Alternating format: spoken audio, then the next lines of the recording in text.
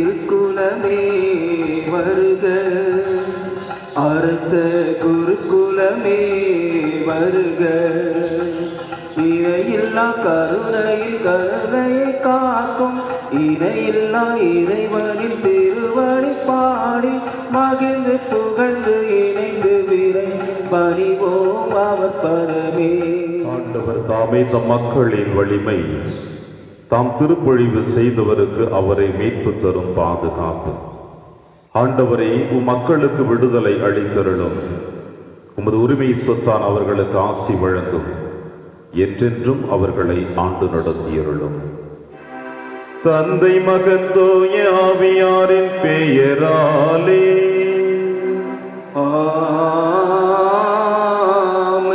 நம் ஆண்டவராகிய இயேசு கிறிஸ்துவின் அருளும் கடவுளின் அன்பும் தூய ஆவியாரின் நட்புறவும் உங்கள் அனைவரோடும் இருப்பதாக. உம் ஆன்மாவோடும் இருப்பதாக. கிறிஸ்துவில் பிரியமான மிக்க சகோதர சகோதரர்களே, இன்றைய திருப்பலியானது பாத்திமா அன்னை வழியாக இறைவன் செய்த அனைத்து நன்மைகளுக்கு நன்றி திருப்பலியாக ஸ்டீவன்சன் மேரி உஷா குடும்பத்தார் இந்த திருப்பலியை ஒப்புக் கொடுக்கிறார்கள். அன்பார்ந்த சகோதர சகோதரிகளே, இது நற்செய்தி வாசகத்தின் வழியாக ஆண்டவர் இயேசு கிறிஸ்து உங்களையும் என்னையும் நம்முடைய ஆன்மீக பயணத்தையும் நம்முடைய ஆன்மீக வாழ்வையும் கற்பாறையின் மீது கட்டி வைத்திருக்கின்றோமா அல்லது மணல் மீது கட்டி வைத்திருக்கின்றோமா என்று சிந்திக்க ஆண்டவர் அழைப்பு கொடுக்கிறார். ஏமாற்றங்கள், தோல்விகள், அவமானங்கள், இப்படி எத்தனை பேரிடர்கள் நம்முடைய ஆன்மாவிற்கு வந்தாலும் அசையாமலும் என்றுமே நிலைத்திருக்க வேண்டும் என்றால் இயேசு என்னும் கற்பாறையின் மீது நம்முடைய ஆன்மீக வீட்டையும் ஆன்மீக பயணத்தையும் நாம் கட்டி அமைக்க இறைவன் அழைப்பு கொடுத்திருக்கிறார்.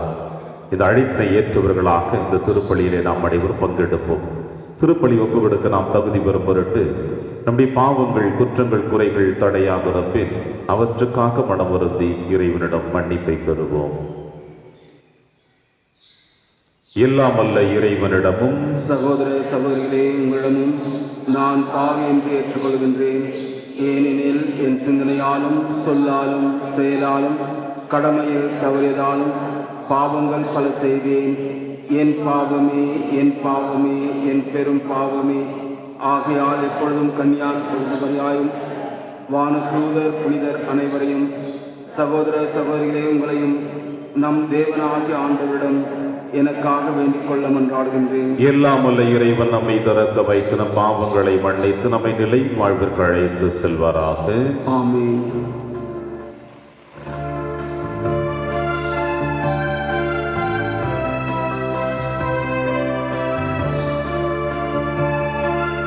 ஆண்டவரே இரக்கமாயிரும். ஆண்டவரே இரக்கமாயிரும். கிறிஸ்துவே இரக்கமாயிரும். கிறிஸ்துவே இரக்கமாயிரும். ஆண்டவரே இரக்கமாயிரும். ஆண்டவரே இரக்கமாயிரும்.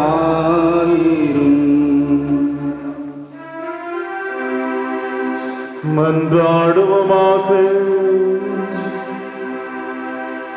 ஆண்டவரே, உம்மையே நம்பி உம்முடைய அன்பில் நிலைத்திருப்பவர்களை நீர் என்றும் கைவிடுவதில்லை. இவ்வாறு நாங்கள் உமது திருப்பெயரை காலத்திலும் போற்றவும் உம்மை அன்பு செய்யவும் எங்களுக்கு அருள்வீராக.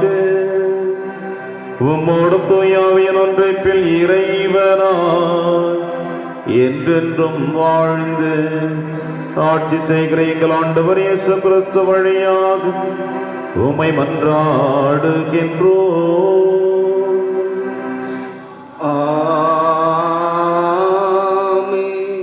யோனாக்கேயும் வலிமை வாய்ந்த அனைவரையும் சிறைப்படுத்தி பாபிலோனுக்கு கொண்டு சென்றான். அரசர்கள் 2ஆம் நூலிலிருந்து வாசகம் 24ஆம் அதிகாரம் 8 முதல் 17 வசனங்கள். யோயாக்கீம் அரசனான போது அவனுக்கு வயது 18. எருசலேமில் 3 மாதமே அவன் அரசாண்டான். எருசலேமை சார்ந்த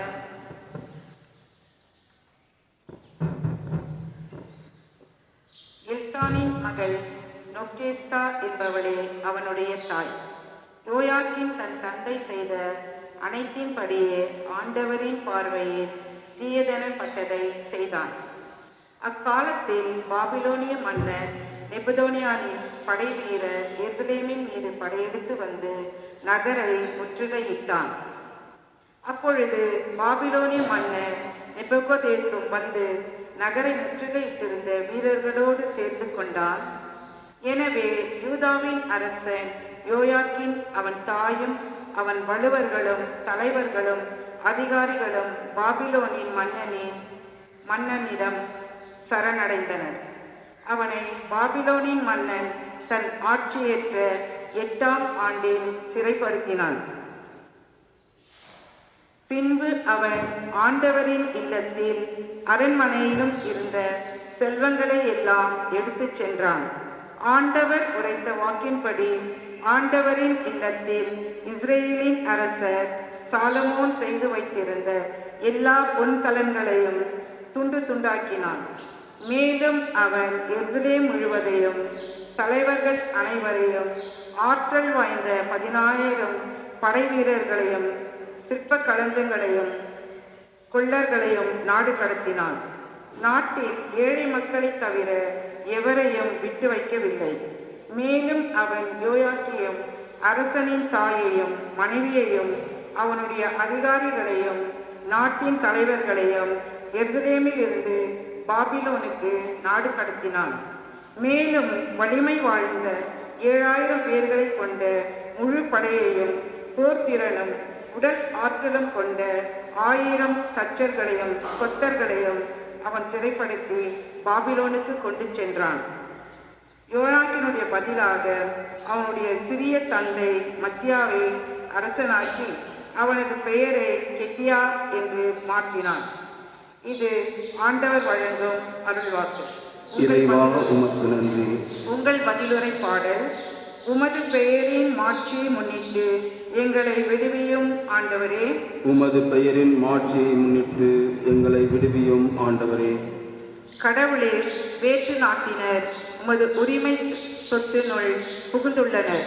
உமது திருக்கோவிலை தீட்டுப்படுத்தியுள்ளனர். ஜெருசலேமை பாழடைய செய்தனர். உம் ஊழியரின் சடலங்களை வானத்து பறவைகளுக்கு உணவாகவும், உம் பற்றுமிகு அடியாரின் உடல்களை காட்டு விலங்குகளுக்கு உணவாகவும் அவர்கள் அளித்துள்ளார்கள். பல்லவி. உமது பெயரின் மாட்சியை முன்னிட்டு எங்களை விடுவியும் ஆண்டவரே. அவர்களின் இரத்தத்தை தண்ணீர் என எருசலேமை சுற்றிலும் அள்ளி இறைத்தார்கள். அவர்களை அடக்கம் செய்ய எவரும் இல்லை. எங்கள் அடுத்து வாழ்வோரின் பழி சொல்லுக்கு இலக்கணானோம். எங்களை சூழ்ந்துள்ளோரின் நகைப்புக்கும் ஏளனத்திற்கும் ஆளாகிவிட்டோம். ஆண்டவரே, இன்னும் எவ்வளவு காலம் நீர் சினம் கொண்டிருப்பீர்? என்றென்றுமே உமது வெஞ்சினம் நெருப்பாக எரியுமோ? பல்லவி. உமது பெயரின் மாட்சியை முன்னிட்டு எங்களை விடுவியும் ஆண்டவரே. எம் மூதாதையரின் குற்றங்களை எம் மீது சுமத்தாதேயும். உம் இரக்கம் எமக்கு விரைவில் கிடைப்பதாகும். நாங்கள் மிகவும் தாழ்த்தப்பட்டிருக்கின்றோம். எங்கள் மீட்பராகிய கடவுளே, உமது பெயரின் மாட்சிமையை முன்னிட்டு எங்களுக்கு உதவி செய்தருளும். உமது பெயரை முன்னிட்டு எங்களை விடுவித்தருளும். எங்கள் பாவங்களை மன்னித்தருளும். பல்லவி. உமது பெயரின் மாட்சியை முன்னிட்டு எங்களை விடுவியும் ஆண்டவரே. அல்லேலூயா, அல்லேலூயா, அல்லேலூயா, அல்லேலூயா, அல்லேலூயா, அல்லேலூயா, அல்லேலூயா, அல்லேலூயா. என் மீது அன்பு கொண்டிருக்கின்றவர் நான் சொல்வதை கடைப்பிடிப்பார். தந்தையும் அவர் மீது அன்பு கொள்வார். நாங்கள் அவரிடம் வந்து அவருடன் குடிக்கொள்வோம் என்கிறார் ஆண்டவர். அல்லேலூயா அல்லேலூயா அல்லேலூயா அல்லேலூயா. ஆண்டவர் உங்களோடு இருப்பாராக. உம் ஆன்மாவோடும் இருப்பாராக. தூய மத்தேயு எழுதிய பரிசுத்த நற்செய்தியிலிருந்து வாசகம். ஆண்டவரே மாட்சி உமக்கே.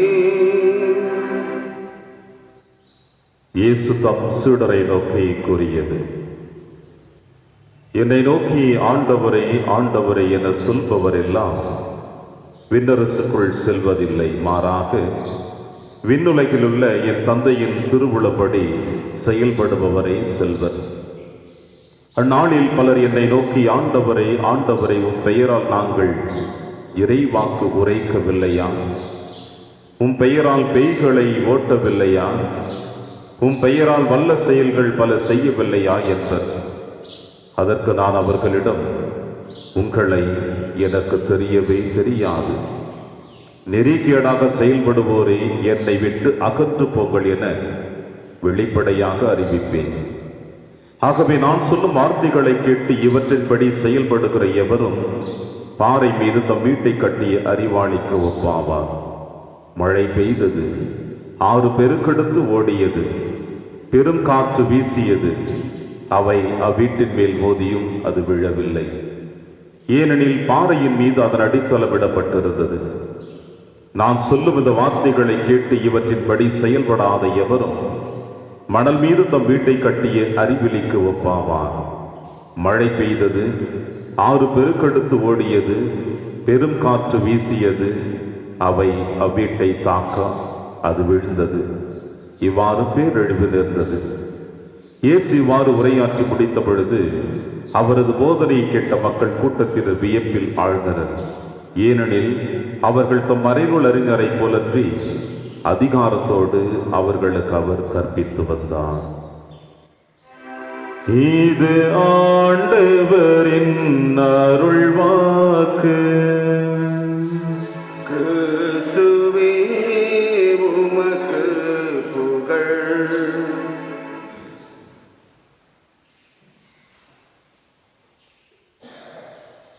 கற்பாறையின் மீதும் மணல் மீதும் கட்டப்பட்ட வீடுகள். கிறிஸ்துவில் பிரியமான அன்புமிக்க சகோதர சகோதரிகளே,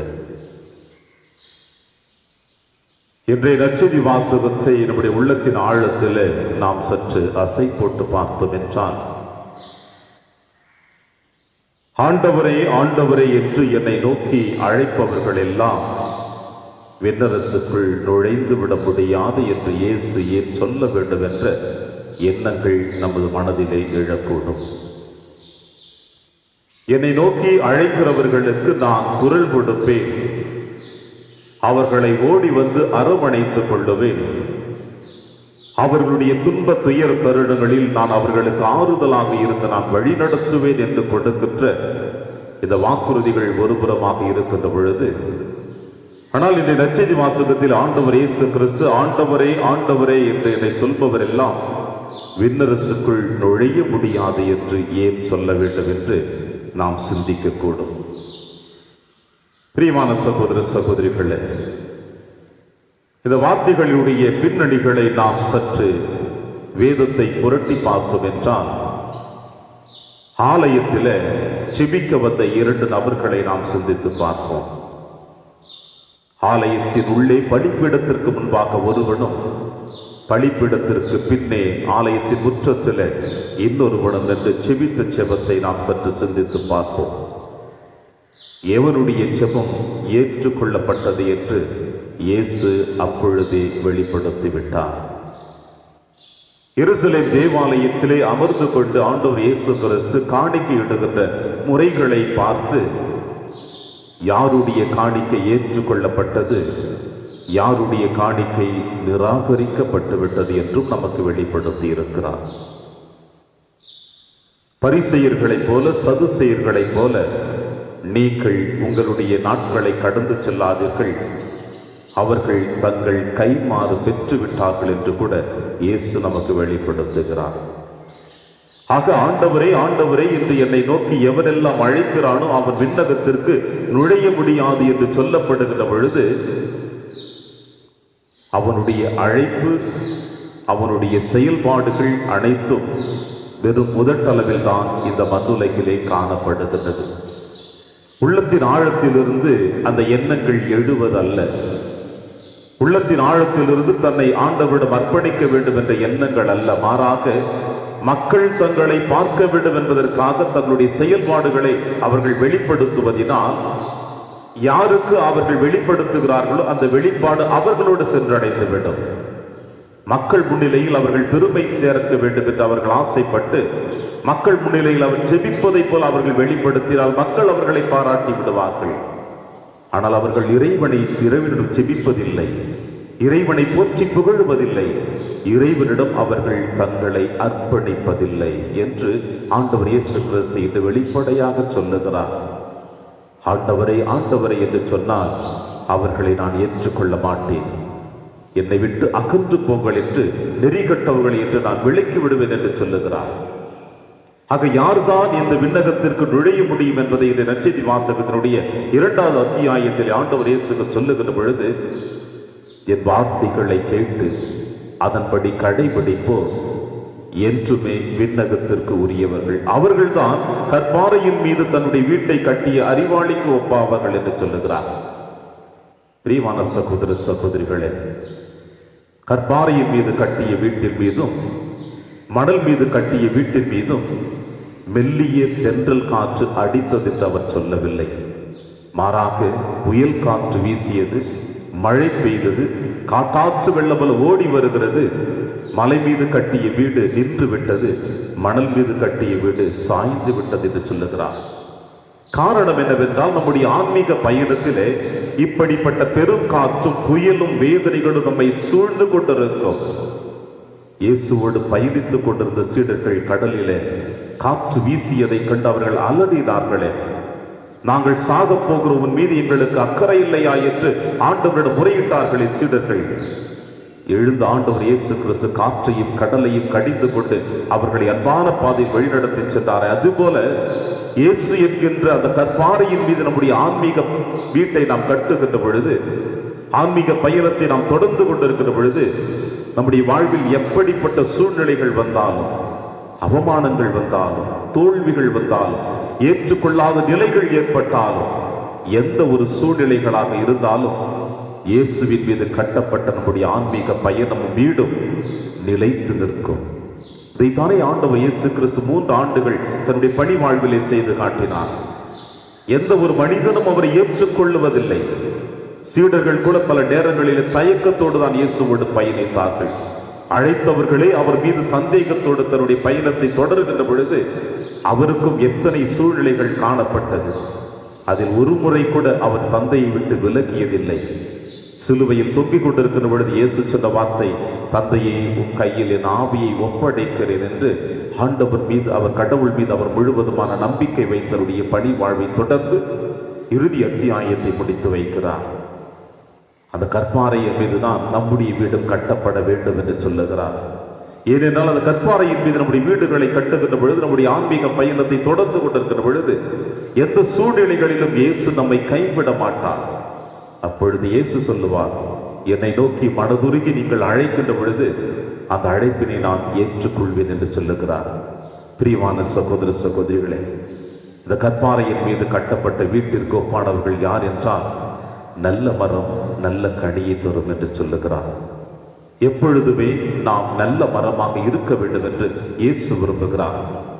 நாம் மட்டுமல்ல, நம்முடைய சந்ததியும் அதுபோல நல்ல மரத்தினுடைய கனிகளை அவர்கள் ருசிக்கின்ற பொழுது அவர்களும் வருகிற சந்ததியார்களும் எப்பொழுதுமே நல்ல மரமாக காணப்படுவார்கள், கற்பாறையின் மீது கட்டப்பட்ட வீட்டிற்கு ஒப்பாவார்கள்.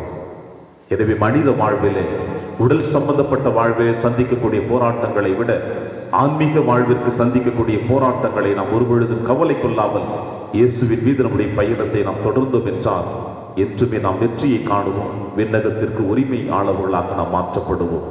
அந்த வரத்திற்காக திருப்பலியில் மன்றாடுவோம். இறைவன் உங்களையும் என்னையும் நிறைவாக ஆசீர்வதித்து வழி நடத்துவார். ஆமென்.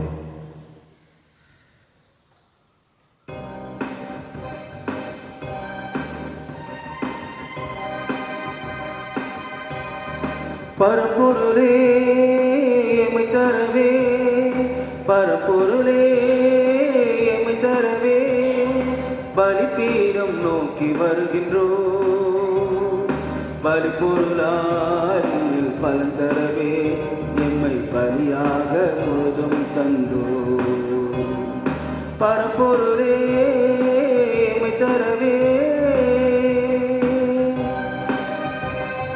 மானிடரின் உழைப்பும் மண் தந்திட பலனும் மகிழ்வோடு முந்தன் மலபாதம் வைத்தோம். எளியோரின் வாழ்வில் ஏற்றங்கள் கண்டு பல நூறு மடங்கு பலன் தரவே வந்தோம். பரம்பொருளே எம்மை தரவே, பரம்பொருளே எம்மை தரவே. சகோதர சகோதரிகளை, என்னுடையதும் உங்களுடையதுமான இப்பலி எல்லாம் உள்ள தந்தையாக இறைவனுக்கு ஏற்றதாகும்படி செபியுங்கள். ஆண்டவர் தம் திருப்பெயரின் புகழ்ச்சிக்காகவும் மாட்சிக்காகவும் தமது நன்மைக்காகவும் புனித திரு அவை அனைத்தின் நலனுக்காகவும் உமது கையென்று பலியை ஏற்றுக்கொள்வாராக. ஆண்டவரே, எங்களை உம்மோடு ஒப்புரவாக்கும் புகழ்ச்சி பலியை ஏற்றருளும். அதனால் நாங்கள் தூயராக்கப்பட்டு உம்மை மகிழ்விக்கும் எங்கள் மனங்களின் காணிக்கைகளை உமக்கு அளித்திட அருள் புரிவீராக. எங்கள் ஆண்டவராகிய கிறிஸ்து வழியாக உம்மை மன்றாடுகின்றோம்.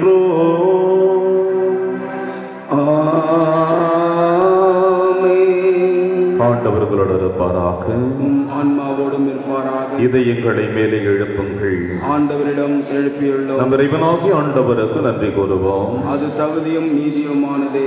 ஆண்டவரை, தூயவரான தந்தையை என்றும் உள்ள எல்லாம் வல்ல இறைவா, என்னாலும் எவ்விடத்திலும் நாங்கள் உமக்கு நன்றி செலுத்துவது மெய்யாகவே தகுதியும் நீதியுமாகும், எங்கள் கடமையும் ஏற்பக்குரிய செயலுமாகும்.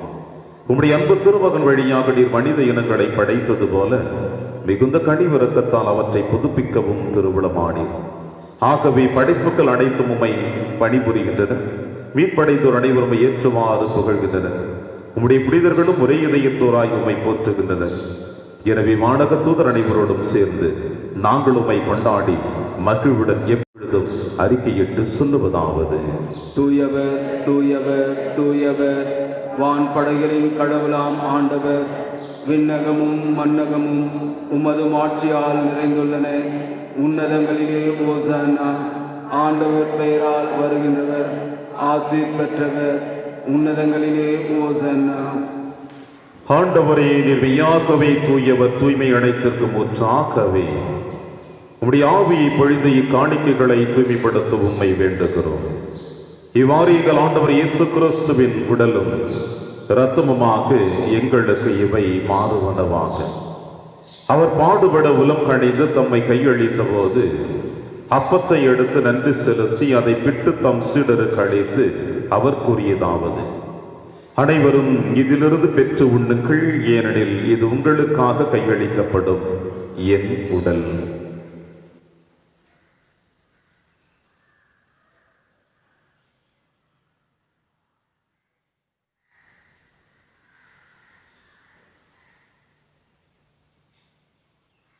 அவன் நம்மை இரவு விருந்தை அருந்திய பின் கிண்ணத்தையும் எடுத்து மீண்டும் நன்றி கூறி தம் சீடர்களுக்கு அளித்து அவர் கூறியதாவது: அனைவரும் இதிலிருந்து பெற்று பருகுங்கள், ஏனெனில் இது புதிய நிலையான உடன்படிக்கைக்குரிய என் இரத்தத்தின் கிண்ணம்.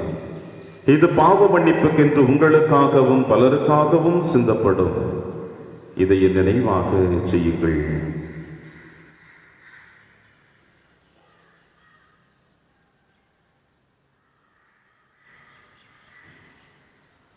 நம்பிக்கையின் மறைபொருள். ஆண்டவரே, வருமளவும் உமது இறப்பினை அறிக்கையிடுகின்றோம், உமது உயிர்ப்பினையும் எடுத்துரைக்கின்றோம். ஆகவே ஆண்டவரே, நாங்கள் கிறிஸ்துவின் இறப்பினையும் உயிர்ப்பினையும் நினைவு கூர்ந்து வாழ்வு தரும் அப்பத்தையும் மீட்பளிக்கும் கிண்ணத்தையும் உமக்கு புகழ்கின்றோம். உம் திருமணி நமக்கு ஊழியம் புரிய தகுந்தவர்கள் என எங்களை ஏற்றுக்கொண்டீர். எனவே உமக்கு நன்றி செலுத்துகின்றோம்.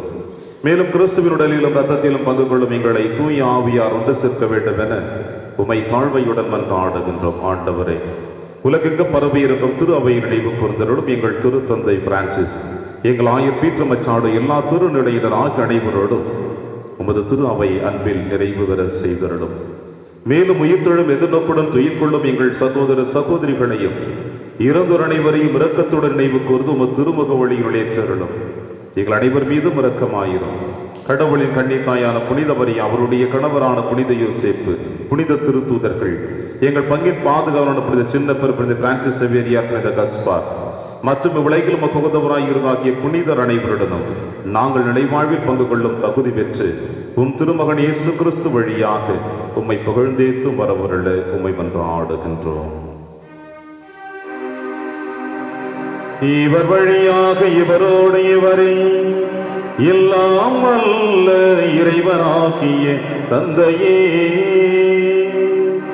தூய ஆவியாரின் ஒன்றைப்பில் எல்லா புகழும் மாட்சியும் என்றென்றும் உமக்கு உரியதே.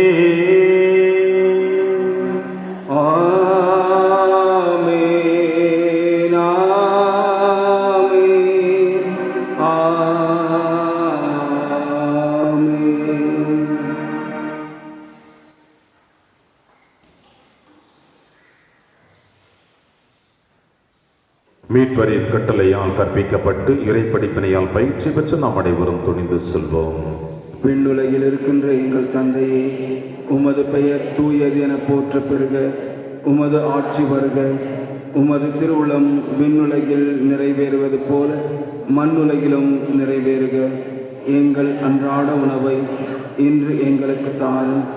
எங்களுக்கு எதிராக குற்றம் செய்வோரை நாங்கள் மன்னிப்பது போல எங்கள் குற்றங்களை மன்னியும். எங்களை சோதனைக்கு உட்படுத்தாதேயும், தீமையிலிருந்து எங்களை விடுவித்தருளும். ஆண்டவரை, தீமை அனைத்திலும் இருந்து எங்களை விடுவித்து எங்கள் வாழ்நாளில் அமைதியை கனிவுடன் அருளவி மன்றாடுகிறோம். உமது இரக்கத்தின் உதவியால் நாங்கள் பாவத்திலிருந்து எப்பொழுது விடுதலை பெற்று யாதொரு கலக்கமுமின்றி நலமாய் இருப்போமாக. நாங்கள் எதிர்நோக்கி இருக்கும் பேரின்பத்திற்காகவும் எபீப்பராக இயேசு கிறிஸ்து வருகைக்காகவும் காத்திருக்கின்றோம். ஏனெனில் ஆட்சியும் வல்லமையும் மாட்சியும் என்றென்றும் உமதே. ஆண்டவரே இயேசு கிறிஸ்துவே, அமைதியை உங்களுக்கு விட்டுச் செல்கிறேன், என் அமைதியை உங்களுக்கு அளிக்கிறேன் என்று உன் திருத்தூதர்களுக்கு மொழிந்தீரேன். எங்கள் பாவங்களை பாராமல் திரு அவையின் நம்பிக்கையை கண்ணோக்கி உமது திருவுளத்திற்கேற்ப அதற்கு அமைதியும் ஒற்றுமையும் அளித்தருள்வீராக. என்று வாழ்ந்து ஆட்சி செய்கின்றவர் நீரே. ஆமென். ஆண்டவருடைய அமைதி உங்கள் அனைவரோடும் என்றும் இருப்பதாக, ஆன்மாவோடும் இருப்பதாக. ஒருவருக்கொருவர் உறவின் வாழ்த்தை அறிவித்து மகிழ்வும். சமாதானம். உலகின் பாவங்களை போக்கும் இறைவனின் செம்மறியே, எங்கள் மேல் இரக்கமாயிரும். உலகின் பாவங்களை போக்கும் இறைவனின் செம்மறியே, எங்கள் மேல் இரக்கமாயிரும். உலகின் பாவங்களை போக்கும் இறைவனின் செம்மறியே, எங்களுக்கு அமைதியை அளித்தருளும்.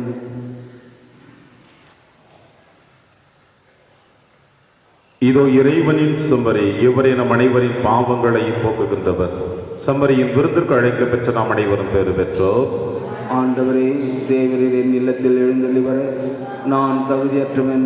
ஆனால் ஒரு வார்த்தை மட்டும் சொல்லியருளும், என் ஆன்மா நலமடையும். கிறிஸ்துவின் திருவுடலும் திரு ரத்தமை காத்து நமக்கு நிலையான வாழ்வழிப்பதாக.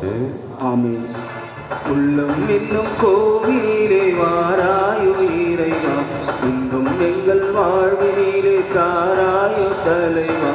உள்ளம் என்னும் கோவிலே வாராயோ இறைவா, இன்பம் பொங்கும் வாழ்விலே தாராயோ தலைவா. நீயே என் தேடல், நீயே என் பாடல், நீயே என் ராகம் தாளம் சங்கீதமாய். நீயே என் தேடல், நீயே என் பாடல், நீயே என் ராகம் தாளம் சங்கீதமாய். நல்லாய நானே என் ஆடுகளுக்காக எனது உயிரை கொடுக்கிறேன் என்கிறார் ஆண்டவர். நன்றி கோரி மன்றாடுவோமாக. ஆண்டவரை, உம் திருமகனின் உயர் மதிப்புள்ள உடலாலும் இரத்தத்தாலும் ஊட்டம் பெற்று புதுப்பிக்கப்பட்ட நாங்கள் உமது கனிவை கெஞ்சி கேட்கின்றோம். இறை பற்றுடன் நாங்கள் அடிக்கடி நிறைவேற்றும் இப்பணியின் பயனாக எங்கள் மீட்பை உறுதியாய் கண்டடைய செய்வீராக. எங்கள் ஆண்டவராகிய கிறிஸ்து வழியாக உம்மை மன்றாடுகின்றோம். ஆமென். ஆண்டவர் உங்களோடு இருப்பாராக. உம் ஆன்மாவோடும் இருப்பாராக. எல்லாம் வல்ல இறைவன் தந்தை மகன் தூயாவியார் உங்கள் அனைவரையும் நிறைவாக ஆசீர்வதிப்பாராக. ஆமென். சென்று வாழுங்கள், திருப்பலி நிறைவேறிற்று. இறைவா உமக்கு